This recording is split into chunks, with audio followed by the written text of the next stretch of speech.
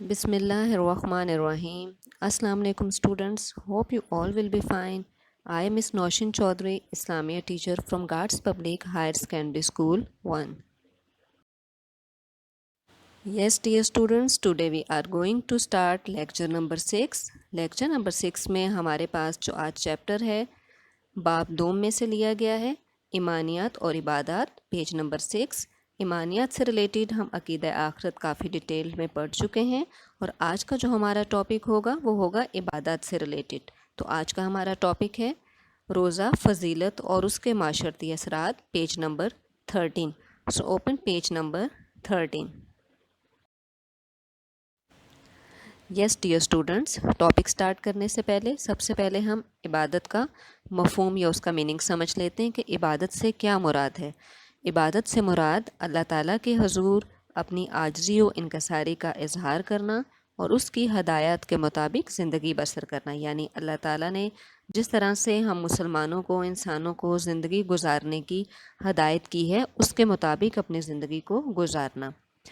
जैसे कि अरकान इस्लाम को दुरुस्त तरीके से अदा करना, हमारे इस्लाम के जितने भी अरकान हैं उनको सही तरीके से अदा करना, हमारे समाजी और माशी जो भी मामलात हैं उन पर भी अल्लाह ताला की हदायत के मुताबिक अमल करना, मुल्की और बैनुल-अक़वामी ताल्लुकात, यानी कि अगर हमारे किसी से भी अपने कंट्री में या फ़ॉरेन कंट्रीज़ में किसी से भी अगर हमारे टर्म्स हैं, ताल्लुकात हैं, तो उनको अल्लाह ताला की रहनुमाई के मुताबिक इस्तवार करना भी इबादत में शामिल है।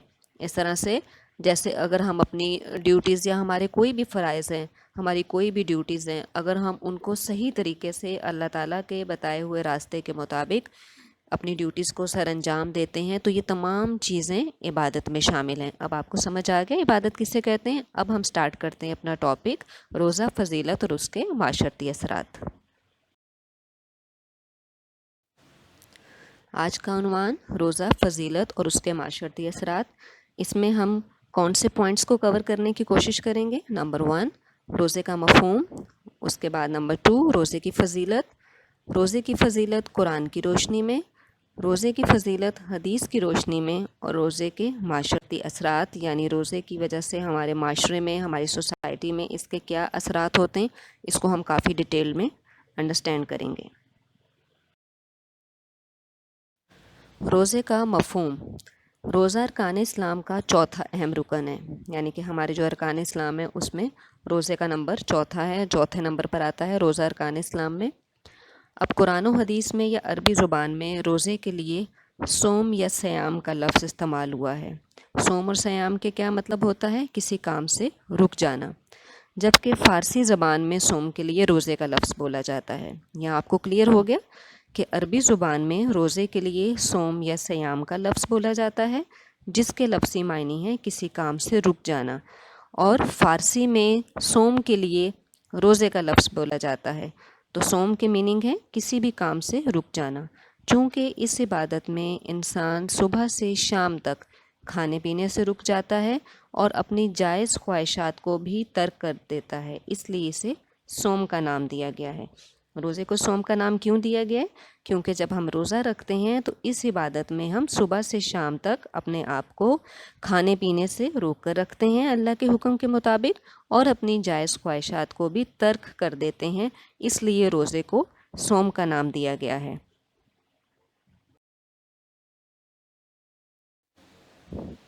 इस्लामी शरीयत में रोज़े से क्या मुराद है। इस्लामी शरीयत में रोज़े से मुराद सुबह सादिक से लेकर ग़ुरूब आफ्ताब तक अल्लाह ताला की रज़ा हासिल करने की नीयत से खाने पीने और नफसानी ख्वाहिशात से रुक जाना। अब पहले हमने रोज़े के मफ़हूम में इसका लफ्ज़ी मायने समझ लिया कि यानी रुक जाना कहें, इसका मतलब क्या है, रुक जाने के। अब रुक जाना सिर्फ ये नहीं है कि खाने पीने से ख़ुद को रोक लेना, हमें हर बुरे काम से ख़ुद को रोकना है, हर बुराई से रोकना है, किसी के साथ लड़ाई झगड़ा नहीं करना, कोई बुरी बात नहीं करनी, किसी को अपनी ज़ुबान या हाथ से तकलीफ़ नहीं पहुंचानी।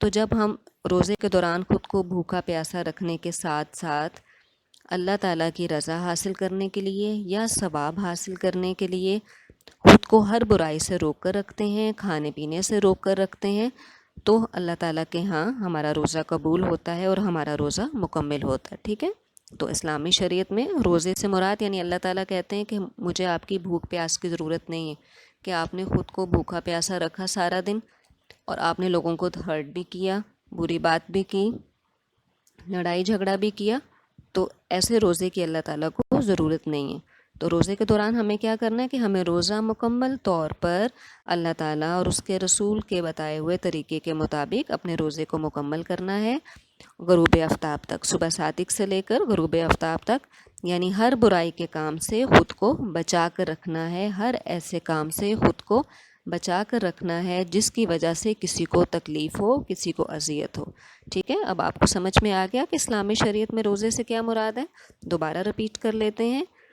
اسلامی شریعت میں روزے سے مراد صبح صادق سے لے کر غروب آفتاب تک اللہ تعالیٰ کی رضا حاصل کرنے کے لیے۔ اللہ تعالیٰ کی رضا کب حاصل ہوگی؟ جب ہم اس کے بتائے ہوئے طریقے کے مطابق اپنے روزے کو مکمل کریں گے۔ اللہ تعالیٰ کی رضا حاصل کرنے کی نیت سے کھانے پینے اور نفسانی خواہشات سے رک جانا، یعنی اپنے نفس کو بھی کنٹرول میں رکھنا ہے۔ انسان کا جو نفس ہوتا ہے اس کو بھی کنٹرول میں رکھنا ہے روزے کے دوران۔ تو یہ ہوتا ہے اسلامی شریعت میں روزہ۔ سب کو سمجھ میں آ گیا؟ روزے کی فضیلت یعنی اس کی اہمیت۔ اسلامی عبادات میں روزے کو ایک خاص شان اور عظمت حاصل ہے۔ روزہ ارکان اسلام کا ایک اہم رکن اور عبادت ہے جو سن 2 ہجری میں فرض ہوا۔ رمضان کے مہینے میں روزہ ہر عاقل بالغ مسلمان مرد و عورت پر فرض ہے، یعنی جب ہم پہ نماز فرض ہو جاتی ہے، ہم نماز پڑھتے ہیں، تو اس کے بعد جب تمام مسلمان مرد اور عورت جو عاقل ہوگا یعنی عقل رکھتا ہوگا اور جو بالغ ہوگا، اس تمام مسلمان مرد اور عورت پہ روزہ فرض ہے۔ روزے کی معافی نہیں ہے کہ ہم اس کو چھوڑ نہیں سکتے، اس کے لیے کچھ لمٹس ہوتی ہیں۔ اللہ تعالیٰ نے گنجائش رکھی ہے کہ اگر کوئی بیمار ہے یا مسافر ہے یا معذور ہے یا کسی کو کوئی بھی تکلیف ہے تو آپ اس ٹائم اگر روزہ نہیں رکھ سکتے تو آپ روزہ چھوڑ دیں، لیکن بعد میں اس کی قضا کرنا لازم ہے۔ اس کے بعد روزہ تمام انبیاء علیہ السلام کی سنت ہے۔ ایسا نہیں کہ ہم امت مسلمہ ہیں اور روزہ ہم پہ فرض ہوا ہے، یعنی آج سے پہلے جتنے بھی نبی آئے ہیں اور ان کی جتنی بھی امتیں تھیں تمام لوگوں پر روزہ فرض کیا گیا تھا۔ ٹھیک ہے، تو اب ہم روزے کی فضیلت قرآن و حدیث کی روشنی میں سمجھیں گے۔ روزے کی فضیلت قرآن کی روشنی میں، جیسے کہ میں نے آپ کو ابھی بتایا کہ روزہ بھی نماز اور زکوٰۃ کی طرح نہ صرف اس امت پر بلکہ اس سے پہلے جتنے انبیاء علیہ السلام کی امتیں گزری ہیں ان سب پر فرض تھا۔ اسی حوالے سے قرآن مجید میں اللہ تعالیٰ کا ارشاد ہے، سورہ بقرہ آیت نمبر 183، مومنو تم پر روزے فرض کیے گئے ہیں جس طرح تم سے پہلے لوگوں پر فرض کیے گئے تھے تاکہ تم پرہیزگار بنو۔ اس آیت کا مطلب آپ کو سمجھ میں آ گیا؟ اس آیت کا مطلب یہ ہے کہ اللہ تعالیٰ نے یہاں مومنوں یعنی کہ مسلمانوں کو مخاطب کیا ہے کہ تم پر روزے فرض کیے گئے ہیں جس طرح تم سے پہلے لوگوں پر فرض کیے گئے تھے۔ کس لیے؟ تاکہ تم پرہیزگار بنو۔ تو جب ہم روزہ رکھتے ہیں تو روزے میں ہم پرہیزگاری اختیار کرتے ہیں، یعنی ہر برے کام سے پرہیز، ہر ایسے کام سے پرہیز جو اللہ تعالیٰ اور اس کے رسول کو پسند نہیں ہے۔ تو روزہ رکھنے کا ایک فائدہ ہمیں کیا ہوتا ہے کہ انسان پرہیزگار بنتا ہے۔ اب روزہ نہ رکھنے کی اجازت صرف کس کو ہے؟ ابھی میں نے آپ کو بتایا تھا بیمار لوگوں کو یا مسافر یا معذوروں کو دی گئی ہے، لیکن وہ بھی اس شرط کے ساتھ کہ جیسے ہی وہ اپنی بیماری، سفر ان کا ختم ہوگا تو انہیں چھوڑے ہوئے روزے کی قضا کرنا لازم ہے۔ ٹھیک ہے، اب آپ کو سمجھ آ گیا روزے کی فضیلت قرآن کی روشنی میں کہ روزہ جو ہے وہ تمام انبیاء علیہ السلام کی سنت ہے، اس لیے ہمیں روزہ رکھنا ہے، اور وہ بھی کس طریقے سے؟ جس طریقے سے ہمیں اللہ تعالیٰ نے اس کی ہدایت کی ہے۔ روزے کی فضیلت حدیث کی روشنی میں۔ روزے کی فضیلت بیان کرتے ہوئے حضرت محمد مصطفیٰ صلی اللہ علیہ وآلہ وسلم نے ارشاد فرمایا، جس نے رمضان کے روزے ایمان اور ثواب حاصل کرنے کی نیت سے رکھے اس کے پچھلے گناہ معاف کیے جائیں گے۔ دیکھیں یہ کتنا اچھا بینیفٹ ہے کہ اگر ہم رمضان کے روزے اللہ تعالیٰ کے بتائے ہوئے طریقے کے مطابق اور ایمان اور ثواب حاصل کرنے کی نیت سے رکھتے ہیں تو ہمارے پچھلے جتنے بھی گناہ ہوں گے وہ انشاءاللہ معاف کر دیے جائیں گے۔ اس کے علاوہ روزے میں ہمیں رمضان کے مہینے میں اور روزے کی حالت میں ہمارے لیے نیکی حاصل کرنا زیادہ آسان ہو جاتا ہے۔ کیسے؟ جیسے کہ اس حدیث میں بیان کیا گیا ہے کہ جب رمضان آتا ہے تو جنت کے دروازے کھول دیے جاتے ہیں، جہنم کے دروازے بند کر دیے جاتے ہیں اور شیاطین کو جکڑ دیا جاتا ہے۔ شیطان کو کیوں جکڑا جاتا ہے؟ ویسے تو شیطان کا ہر ٹائم پہ کیا کام ہے؟ انسانوں کو بہکانا، اللہ تعالیٰ کے راستے سے ان کو ہٹانا، لیکن رمضان کے مہینے میں شیاطین کو جکڑ دیا جاتا ہے، جس کی وجہ سے ہمارے لیے نیکی حاصل کرنا زیادہ آسان ہو جاتا ہے۔ ہمیں کوئی بہکانے والا نہیں ہوتا رمضان کے مہینے میں۔ تو رمضان میں ہمارا ٹوٹلی لنکڈ کس سے ہوتا ہے؟ اللہ تعالیٰ سے ہوتا ہے۔ ہم عبادات بھی کرتے ہیں اور نیکی بھی حاصل کرتے ہیں۔ تو ہمیں روزے سے کیا فائدہ حاصل ہوتا ہے؟ یعنی روزے میں ہمیں ایک تو اس چیز کا احساس ہوتا ہے اللہ تعالیٰ کی حاکمیت کا اور اپنی عاجزی و بندگی کا، یعنی کہ اس کائنات کا مالک کون ہے، حاکم کون ہے؟ اللہ تعالیٰ، اور ہم اس کے بندے ہیں۔ اور روزے میں اس کے علاوہ انسان کو یہ بھی احساس ہوتا ہے کہ وہ اللہ تعالیٰ کی مرضی کے بغیر کھا پی نہیں سکتا، اور اس کے علاوہ روزے میں انسان میں تقوی و پرہیزگاری کی صفت اور ضبط نفس، یعنی اپنے آپ پر قابو پانے کی صلاحیت پیدا ہوتی ہے، اپنے نفس کو کنٹرول کرنے کی صلاحیت پیدا ہوتی ہے۔ تو اس طرح سے روزے کی وجہ سے ہمیں بہت سے بینیفٹ حاصل ہوتے ہیں۔ اب آپ کو سمجھ میں آ گیا روزے کی فضیلت حدیث کی روشنی میں، کہ جب ہم روزہ رکھیں گے رمضان کے مہینے میں، روزے مکمل طور پہ رکھیں گے تو ہمیں اس کے کیا کیا بینیفٹ حاصل ہوتے ہیں۔ روزے اور دیگر عبادات میں فرق، یعنی کہ اور بھی ہماری عبادات ہیں جیسے کہ نماز، زکوٰۃ اور حج، اور روزہ بھی، تو ان عبادات میں ڈفرنس کیا ہے؟ روزے اور دیگر عبادات میں ایک خاص فرق ہے۔ نماز، زکوٰۃ اور حج کی ادائیگی میں لوگوں کی نظروں سے چھپنا ممکن نہیں ہوتا، یعنی کہ یہ ہم جب نماز ادا کرتے ہیں یا زکوٰۃ کرتے ہیں یا حج ادا کرتے ہیں تو وہ سب لوگ دیکھ سکتے ہیں، اسے چھپنا ممکن نہیں ہوتا۔ مگر روزہ ایسی عبادت ہے جس کے بارے میں روزے دار اور اللہ تعالیٰ کے سوا کسی دوسرے کو کچھ معلوم نہیں ہوتا۔ اگر روزے دار چاہے تو وہ چھپ کر کھا پی سکتا ہے، کسی کو اس کا علم نہیں ہوگا، مگر وہ صبر سے کام لیتا ہے اور اللہ تعالیٰ سے اجر کی امید رکھتا ہے۔ اسی لیے نبی اکرم صلی اللہ علیہ وآلہ وسلم نے ایک حدیث میں فرمایا، ابن آدم یعنی انسان کا ہر عمل اس کے لیے کئی گنا بڑھا دیا جاتا ہے، یہاں تک کہ ایک نیکی 10 گنا سے لے کر 700 گنا تک بڑھا دی جاتی ہے، یعنی یہ رمضان کے مہینے میں۔ لیکن اللہ تعالیٰ فرماتا ہے کہ روزے کا معاملہ اس سے جدا ہے، روزہ میرے لیے ہے اور میں اس کی جزا دوں گا۔ آپ کو اس حدیث کا مطلب سمجھ میں آ گیا کہ جیسے جو ہمارا روزہ ہے اس کا ہمارا ٹوٹلی لنک میں نے ابھی آپ کو بتایا کس سے ہوتا ہے؟ اللہ تعالیٰ سے ہوتا ہے۔ اگر ہم لوگوں سے چھپ کر کچھ بھی کریں گے لوگوں کو پتہ نہیں چلے گا، لیکن اللہ تعالیٰ کو اس کا علم ہوگا۔ اسی لیے اللہ تعالیٰ نے کیا فرمایا کہ روزے کا معاملہ جو ہے وہ اللہ تعالیٰ سے ہے، روزہ اللہ تعالیٰ کے لیے ہے اور اس کی جزا بھی جو ہے وہ اللہ تعالیٰ ہی دے گا۔ تو اس طرح روزہ اور دوسری عبادات میں یہ ڈفرنس ہے کہ روزے کی حالت میں ہم صرف اور صرف کس کے لیے رکھتے ہیں؟ روزہ اللہ تعالیٰ کے لیے رکھتے ہیں، اور اپنے آپ کو اگر ہم روک کر بھی رکھتے ہیں کسی بھی برائی سے یا کھانے پینے سے تو اس میں ہمارا کیا مقصد ہوتا ہے؟ اللہ تعالیٰ کی رضا حاصل کرنا۔ اور جب ہم صبر سے کام لیتے ہیں اور اللہ تعالیٰ سے اجر یعنی ثواب کی نیت رکھتے ہیں تو اللہ تعالیٰ اس کی ہمیں بہت اچھی جزا دیتے ہیں۔ سمجھ میں آ گیا سب کو یہ ڈفرنس؟ یہ اسٹوڈنٹس، روزے کے معاشرتی اثرات۔ اگرچہ روزہ ایک انفرادی عمل ہے، لیکن جیسے کہ آپ جانتے ہیں کہ نماز بھی انفرادی عمل ہے، لیکن جب نماز باجماعت پڑھی جاتی ہے تو وہ انفرادی عمل اجتماعی عمل بن جاتا ہے۔ اسی طرح روزہ بھی ایک مقرر مہینے میں رکھنے سے اجتماعی شکل اختیار کر لیتا ہے، اس لیے اس کے معاشرے پر کئی گہرے اثرات پڑتے ہیں۔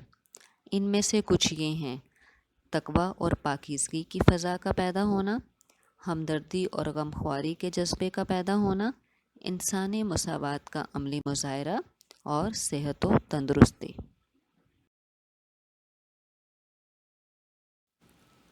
معاشرتی اثرات نمبر 1، تقوی اور پاکیزگی کی فضا کا پیدا ہونا۔ رمضان میں چونکہ ہر مسلمان روزے رکھتا ہے، اس لیے نیکی کی ایسی فضا قائم ہو جاتی ہے جس میں نیکیاں بڑھتی رہتی ہیں اور برائیاں قابو میں رہتی ہیں۔ کیا مطلب ہے اس کا؟ اس کا مطلب یہ ہے کہ رمضان میں ہر مسلمان روزہ رکھتا ہے، اور جیسے کہ میں نے آپ کو ابھی کچھ دیر پہلے بھی بتایا تھا کہ رمضان کے مہینے میں شیطان کو جکڑ دیا جاتا ہے، جہنم کے دروازے بند کر دیے جاتے ہیں اور جنت کے دروازے کھول دیے جاتے ہیں۔ تو اس طرح سے رمضان میں جب ہم روزہ رکھتے ہیں اور ہمیں یہ اندازہ ہوتا ہے، ہمیں اس چیز کا معلوم ہوتا ہے کہ ہمیں صرف بھوکے پیاسے نہیں رہنا، ہمیں اپنے روزے کو اس طریقے سے مکمل کرنا ہے جیسے مکمل کرنے کا ہمیں حکم دیا گیا ہے، اور ہمیں برائیوں سے، غلط باتوں سے، غلط کاموں سے ہمیں دور رہنا ہے۔ تو اس طرح روزے کے حالت میں اور رمضان کے مہینے میں تقوی اور پاکیزگی کی فضا پیدا ہو جاتی ہے، یعنی ہر طرف نیکی ہی نیکی ہوتی ہے، ہر انسان نیکی کمانے میں لگا ہوتا ہے۔ تو اس طرح سے نیکیاں بڑھتی رہتی ہیں اور برائیاں قابو میں رہتی ہیں۔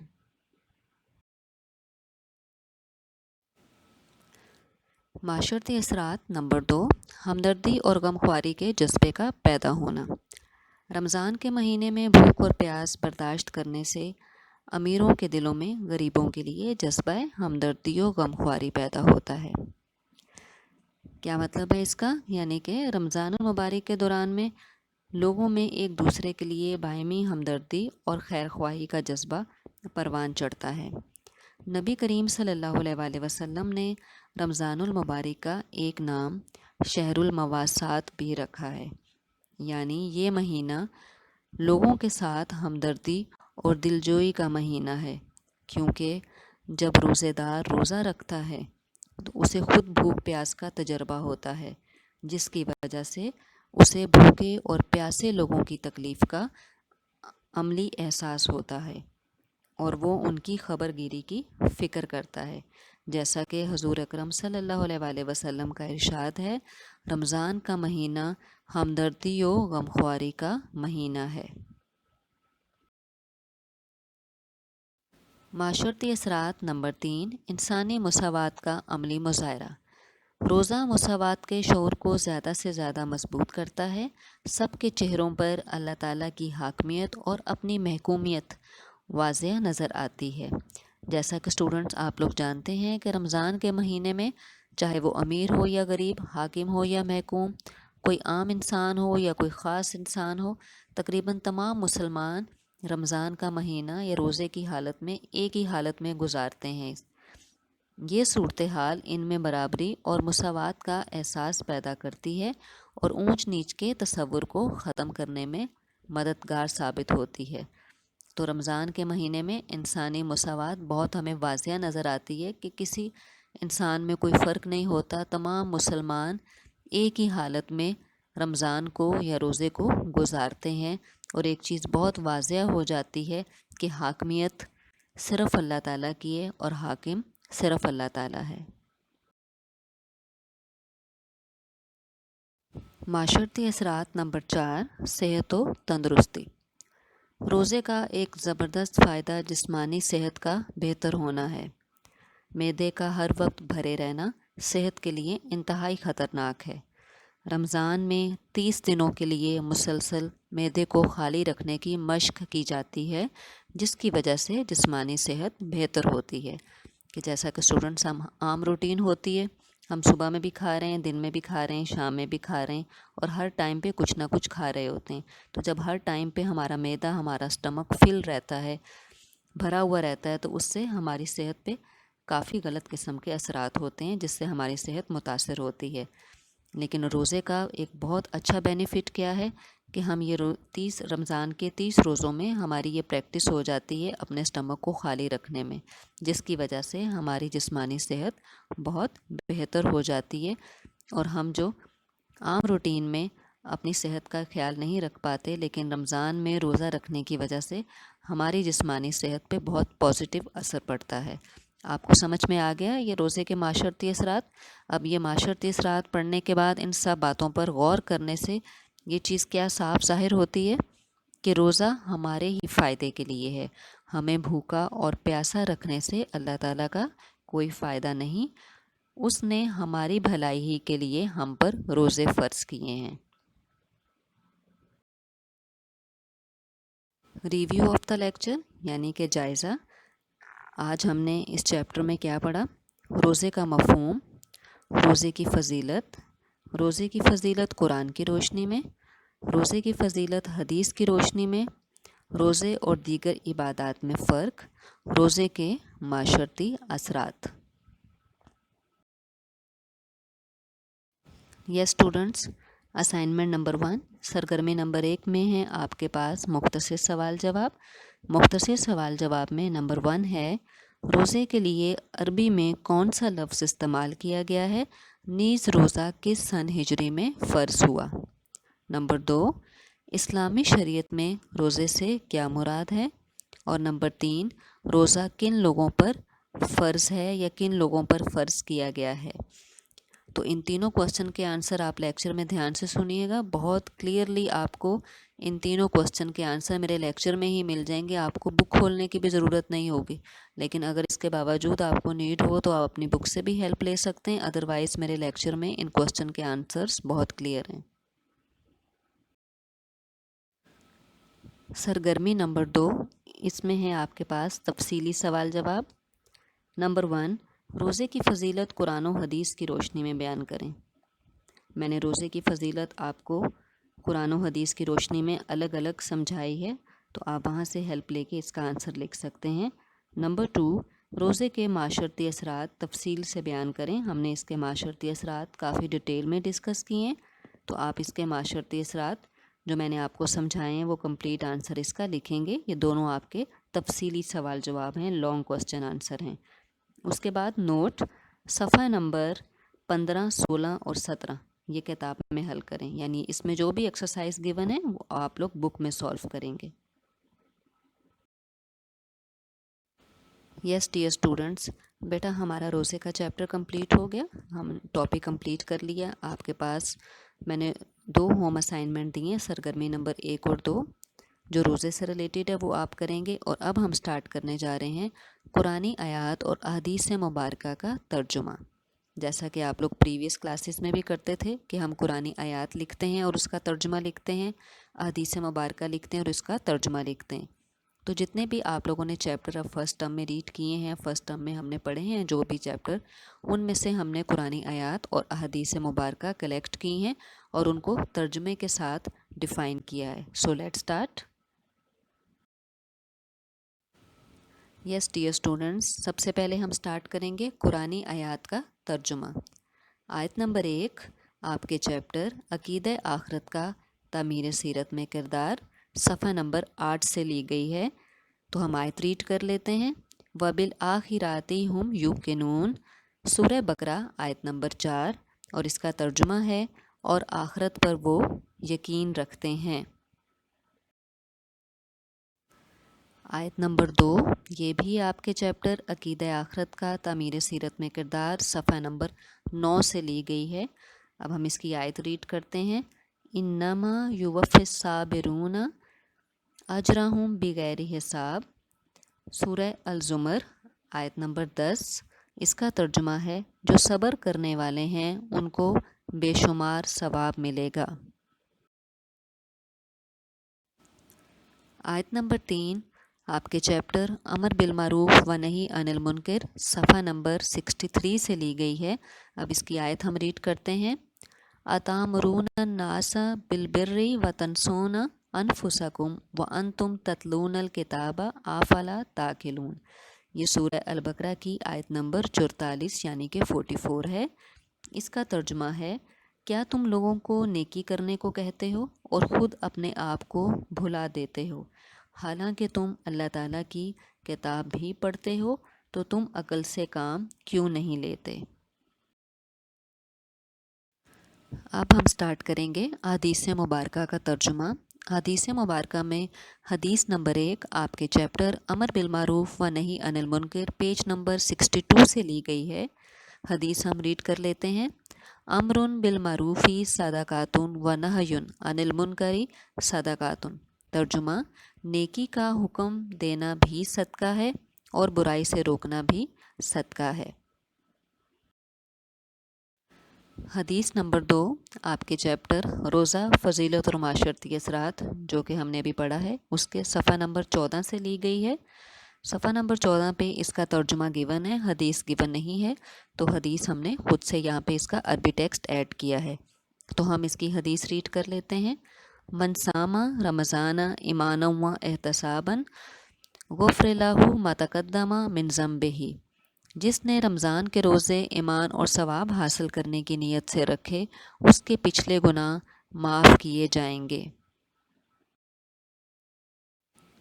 حدیث نمبر 3، بیٹا یہ حدیث نمبر 3 آپ کی بک میں ایڈ نہیں ہے، یہ ہم نے خود سے ایڈ کی ہے، کیونکہ حدیث اتنی زیادہ آپ کے فرسٹ ٹرم کے جو بھی چیپٹرز تھے اس میں اتنی گیون نہیں تھیں، تو یہ ہم نے آپ کے ٹاپکس جو ہیں ان سے ریلیٹڈ ایک حدیث ہم نے خود ایڈ کی ہے۔ تو یہ حدیث ریڈ کر لیتے ہیں۔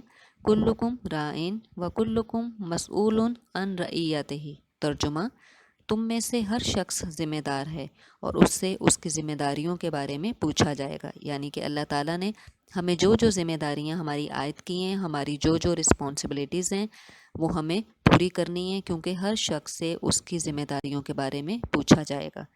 یہاں آپ کی قرآنی آیات اور احادیث مبارکہ کا ترجمہ کمپلیٹ ہو گیا۔ ہم نے 3 قرآنی آیات کی ہیں اور 3 ہی احادیث مبارکہ کی ہیں۔ اب یہاں آپ کا ہوم اسائنمنٹ ہے کہ درج بالا قرآنی آیات اور احادیث مبارکہ بمائے ترجمہ تحریر کریں، یعنی جیسے میں نے یہاں آپ کو نظر آ رہا ہے کہ میں نے حدیث بھی لکھی ہے اور اس کا ترجمہ بھی، آیت بھی لکھی ہے اور اس کا ترجمہ بھی، تو آپ لوگوں نے کاپیز پر بھی اس کو ایسے ہی کرنا ہے کہ آپ پہلے آیت لکھیں گے پھر اس کا ترجمہ، جب آیات کمپلیٹ ہو جائیں پھر آپ حدیث لکھیں گے اور اس کا ترجمہ کریں گے۔ مجھے امید ہے کہ آپ لوگوں کو بہت اچھی طرح سے سمجھ میں آ گیا ہوگا۔ یس ڈیئر اسٹوڈنٹس، مکات اول مکمل ہو گیا، یعنی کہ ہمارا فرسٹ ٹرم کا سلیبس الحمدللہ آج کمپلیٹ ہو گیا ہے۔ ہم نے اپنے تمام چیپٹرز، تمام ٹاپکس کو کمپلیٹ کر لیا ہے۔